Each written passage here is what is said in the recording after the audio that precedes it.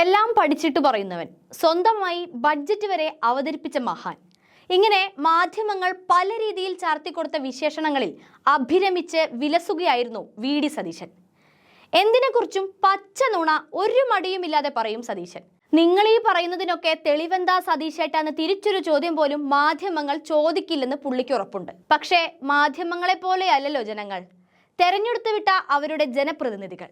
എന്ത് കള്ളവും വിളിച്ചു പറഞ്ഞങ്ങ് പോകാമെന്ന് വെച്ചാൽ സമ്മതിച്ചു തരാൻ അവർക്ക് ബുദ്ധിമുട്ടാകും. കുറച്ച് ദിവസങ്ങളായി കേരളത്തിന്റെ വ്യവസായ വളർച്ചയിലെ നേട്ടത്തെ കള്ളക്കണക്ക് വെച്ച് താറടിക്കാൻ മൈക്കായ മൈക്കിന് മുന്നിലെല്ലാം പോയി കള്ളം വിളിച്ചു പറഞ്ഞ് നടക്കുകയായിരുന്നു പ്രതിപക്ഷ നേതാവ്.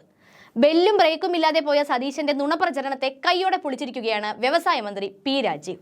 അന്തരീക്ഷത്തിൽ നിന്ന് ഇല്ലാ കഥകൾ ഉണ്ടാക്കിയ സതീശനെ പോലെയല്ല കേരളം വ്യവസായ രംഗത്ത് മുന്നേറിയതിന്റെയും വ്യവസായ സൗഹൃദമാക്കിയതിന്റെയും ആധികാരിക രേഖകളും കണക്കുകളും സഹിതമാണ് മന്ത്രി മറുപടി കൊടുത്തത്. സർക്കാർ അവകാശപ്പെട്ട അത്രയും നിക്ഷേപം വന്നാൽ GDP-യിൽ പ്രതിഫലിക്കില്ലേ എന്നായിരുന്നു സതീശന്റെ ചോദ്യം. 22,126.35 കോടിയുടെ നിക്ഷേപം കേരളത്തിലുണ്ടായെന്നും 3,44,859 സംരംഭങ്ങളുണ്ടായെന്നും നിക്ഷേപം നേരെ GDP-യിൽ പ്രതിഫലിക്കില്ല എന്നും തുടങ്ങി കൃത്യമായ മറുപടി തെളിവോടെ മാധ്യമങ്ങളുടെ മുന്നിൽ പി രാജീവ് നിരത്തി. ആന്ധ്രാപ്രദേശും തെലങ്കാനയും കൂടിയാൽ ഇന്ത്യയുടെ 9.2% സ്ഥലമുണ്ട്. 9.7% അവർ GDP സംഭാവന ചെയ്യുന്നത്. 4.9% സ്ഥലമുള്ള കർണാടകം 8.2%, 3.9% സ്ഥലമുള്ള തമിഴ്നാട് 8.9%, 1.18% സ്ഥലമുള്ള കേരളം 3.8%മാണ് GDP സംഭാവന നൽകുന്നത്. ഇത്തരത്തിൽ ആന്ധ്രാപ്രദേശ് അവരുടെ സ്ഥലത്തിന്റെ 1.04 മടങ്ങും, കർണാടക 1.65, തമിഴ്നാട് 2.28, കേരളം 3.22 മടങ്ങും GDP സംഭാവന ചെയ്യുന്നുണ്ട്. ഈസ് ഓഫ് ഡൂയിങ് ബിസിനസ് എടുത്താൽ ഇന്ത്യയിൽ സംരംഭമായി പരിഗണിക്കുന്നത് മാത്രമാണ് കേരളവും പരിഗണിക്കുന്നത്. സതീശന് അത് അറിയാഞ്ഞിട്ടല്ല, പക്ഷേ ഉള്ളത് തുറന്നു പറഞ്ഞാൽ കേരളത്തിന് നേട്ടമായാലോ. പുതിയ is of doing business reforms പട്ടികയിൽ കേരളം ഒന്നാമത് തന്നെയാണ്.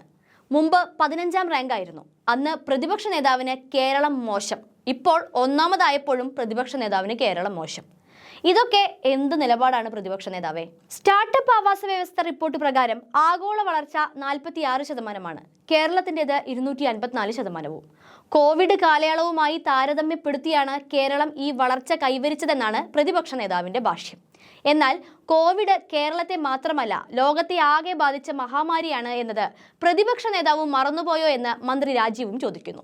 അങ്ങനെ ശൂന്യതയിൽ നിന്നെടുത്ത നുണപ്രചരണങ്ങൾക്ക് മികവ് കൂട്ടാൻ, ഇല്ലാത്ത കണക്കുകൾ പറഞ്ഞ് ജനങ്ങളെ തെറ്റിദ്ധരിപ്പിക്കാൻ തന്നെ കൊണ്ടാകുമെന്ന വി.ഡി. സതീശന്റെ ഓവർ കോൺഫിഡൻസിന്റെ കടക്കൽ മഴുവെച്ചുകൊണ്ടായിരുന്നു പി രാജീവിന്റെ വാർത്താ സമ്മേളനം. സതീശൻ ഇനിയും നുണക്കഥകളുമായി വരണം, എന്നാലേ മാധ്യമങ്ങൾ മൂടിവെക്കുന്ന കേരളത്തിന്റെ നേട്ടങ്ങളൊക്കെ ഇതുപോലെ ചർച്ചയാകൂ, എല്ലാവരും അറിയൂ.